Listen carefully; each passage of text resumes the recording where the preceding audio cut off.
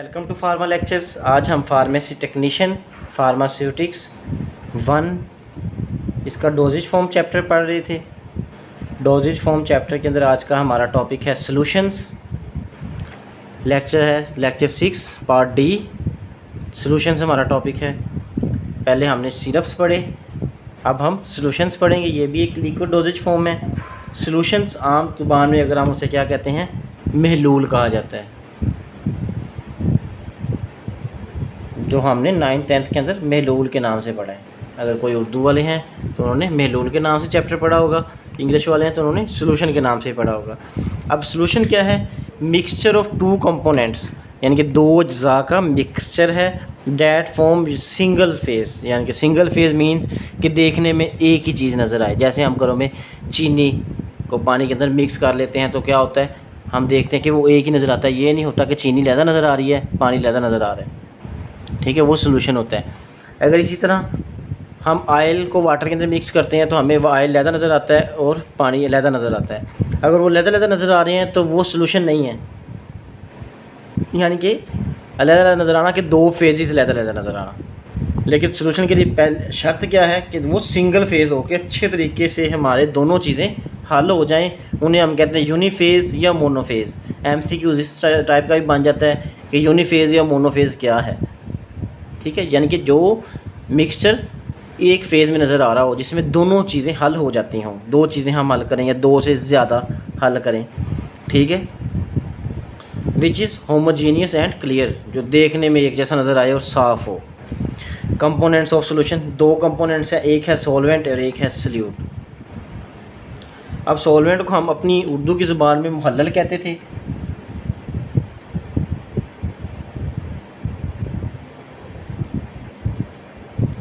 और सल्यूट को हम क्या कहते थे, मुनहिल। जब हम 9th-10th में थे हमें तो ये चीज़ें अंदाज़ा ही नहीं होती थी कि मुहल्लल क्या है और महलूल क्या है, मुनहिल क्या है। अब मुहल्लल हल करने वाला जो ज़्यादा मिकदार में होगा।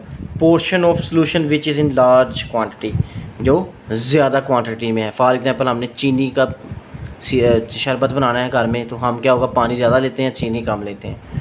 ठीक है, तो पानी क्या होगा, मुहल्लल होगा उसके अंदर जो ज़्यादा मिकदार में है।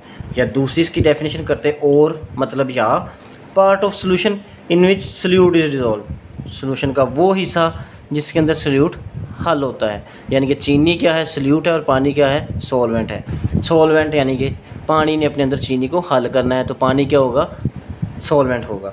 अब सल्यूट क्या है, portion of solution which is in less quantity, जो थोड़ी मिकदार में होगा। जैसे चीनी, यहाँ पे क्या था, पानी। अब चीनी क्या हो जाएगी, वो सल्यूट हो जाएगा, मुनहिल हो जाएगा। Part of solution which is dissolved in solvent, जो सॉल्वेंट के अंदर हल होता है, उसे हम क्या कहते हैं, solute. Example, sugar in sugar solution, चीनी जो होती है शुगर के सॉल्यूशन में। एडवांटेजेस क्या हैं इसके, मेडिकामेंट्स यूनिफॉर्मली डिस्ट्रीब्यूट, यानी कि जो मेडिकामेंट्स मीन्स मेडिसिनल एजेंट है वो मुकम्मल तौर पे डिस्ट्रीब्यूट हो जाएंगे। ये नहीं होगा कि एक दाना इधर पड़ा हुआ है, एक दाना इधर पड़ा हुआ है, सारे बाद है एक पूरे के पूरे सॉल्यूशन के अंदर हल हो जाएगा। जैसे चीनी का हम सॉल्यूशन बनाते हैं तो पूरे का पूरा मीठा होता है, ये नहीं होता कि पैंदे में ज़्यादा मीठा हो और ऊपर से कम मीठा हो। They easily absorbed than tablet and capsules. Absorb means यहाँ पे क्या है, जज़ब होना। जज़ब कहाँ पे होना, स्टोमिक के अंदर जब हम दवाई ले लेते हैं। अब दवाई तब तक असर नहीं करेगी जब तक वो मैदे के अंदर जज़ब होकर खून के अंदर नहीं जाएगी। जब वो खून के अंदर जाएगी तब वो अपना असर देगी। अब टैबलेट क्या है, अगर हम गोली लेते हैं या कैप्सूल लेते हैं, उसने पहले टूटना है फिर उसने जज़ब होना है। अब जब हम डायरेक्ट ही सॉल्यूशन ले रहे हैं पानी की हालत में तो उसको टूटने की ज़रूरत नहीं हो, जैसे ही मैदे में जाएगा जल्दी हज़म हो जाएगा, जैसे पानी जल्दी हज़म हो जाता है। ईजीली कलर्ड, आसानी से हम इसे रंग दे सकते हैं। फ्लेवर्ड, फ्लेवर भी ऐड कर सकते हैं। स्वीटेंड, मीठा भी कर सकते हैं।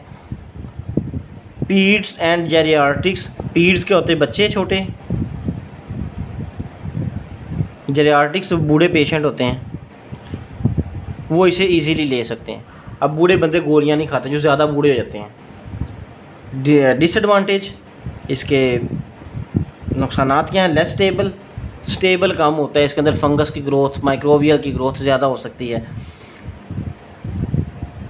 Unpleasant taste is difficult to mask, यानी कि जो खट्टा टेस्ट हो जाता है इसका वो मुश्किल होता है मास्क करना। जैसे अगर कोई मेडिसिन है उसका टेस्ट अच्छा नहीं है, उसे हम टैबलेट बना दें या उसका कैप्सूल बना दें तो वो जल्दी क्या होगा, उसका टेस्ट ठीक हो जाएगा। पेशेंट के लिए कड़वा लेना, कड़वाहट ख़त्म हो जाएगी।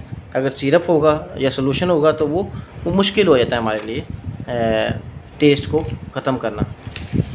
सॉल्युबिलिटी,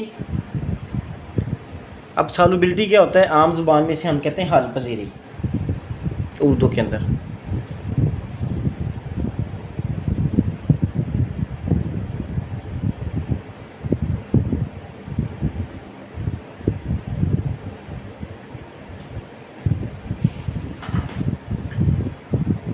अब सॉल्युबिलिटी क्या है, हल पजीरी। अब इसमें क्या होता है, number of parts of solvent required to dissolve one part of solute at specific temperature. इस डेफिनेशन के 3 हिस्से हैं। पहला क्या है, पार्ट्स ऑफ सॉल्वेंट, दूसरा क्या है, वन पार्ट ऑफ सोल्यूट, और तीसरा क्या है, स्पेसिफिक टेम्परेचर। यानी कि फॉर एग्ज़ाम्पल 1 ग्राम मैं चीनी लेता हूँ तो ये क्या हो जाएगा, 1 पार्ट। अब 1 ग्राम चीनी को पानी के कितने ग्राम चाहिए अपने अंदर हल करने के लिए, यानी कि हम क्या करते हैं, एक बर्तन लेंगे एक स्पेसिफिक टेम्परेचर के ऊपर, यानी कि 25 डिग्री सेंटीग्रेड के ऊपर हमने फॉर एग्जांपल क्या किया, एक बर्तन लिया, उसके अंदर 1 ग्राम चीनी डाल दी। पहले हम क्या करेंगे, 1 ग्राम पानी डालेंगे, उसे हल करेंगे, हल होता है या नहीं, ठीक है। अगर 1 ग्राम हल नहीं हो रहा तो हम उसके अंदर और 1 ग्राम पानी डाल देंगे, तो 2 पार्ट हो जाएंगे। वो हल नहीं हुआ तो फिर हम एक और पार्ट डाल देंगे, 1 और ग्राम पानी डाल देंगे। तो हम इस तरह ग्रामों में पानी डालते रहेंगे, पार्ट्स में पानी डालते रहेंगे जब तक वो मुकम्मल उसके अंदर हल नहीं हो जाता। उसे क्या कहते हैं हम, सॉल्युबिलिटी। लेकिन क्या टेम्परेचर स्पेसिफिक होना चाहिए, यानी कि 25 डिग्री सेंटीग्रेड ही होना चाहिए। अगर 25 से 30 करेंगे तो सॉल्युबिलिटी बढ़ जाती है।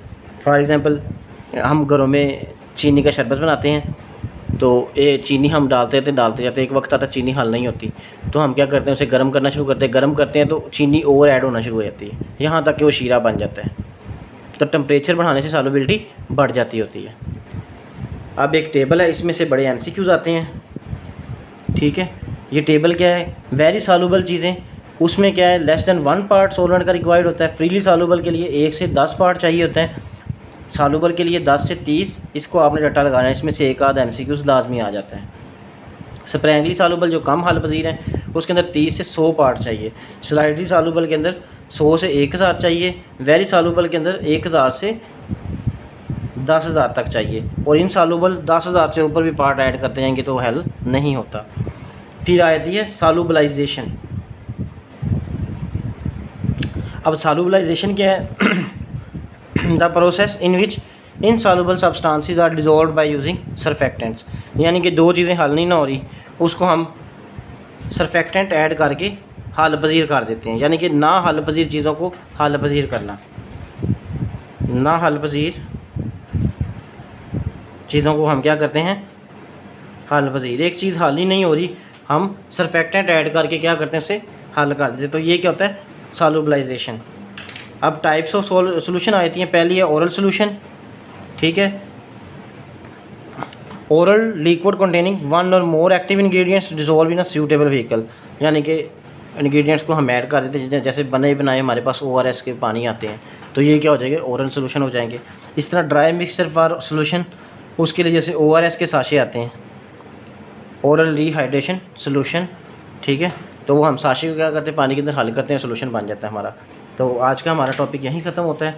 अगर किसी ने लेक्चर का स्क्रीनशॉट लेना है तो इसका स्क्रीनशॉट ले सकता है, ठीक है। ये फर्स्ट पेज है और ये हमारा सेकंड पेज है। अगर किसी को कोई क्वेश्चन है तो नीचे दिए गए डिस्क्रिप्शन में व्हाट्सएप नंबर या ईमेल के ऊपर रब्ता कर सकता है या कमेंट सेक्शन में क्वेश्चन पूछ सकता है। और थैंक यू, अल्लाह हाफिज़।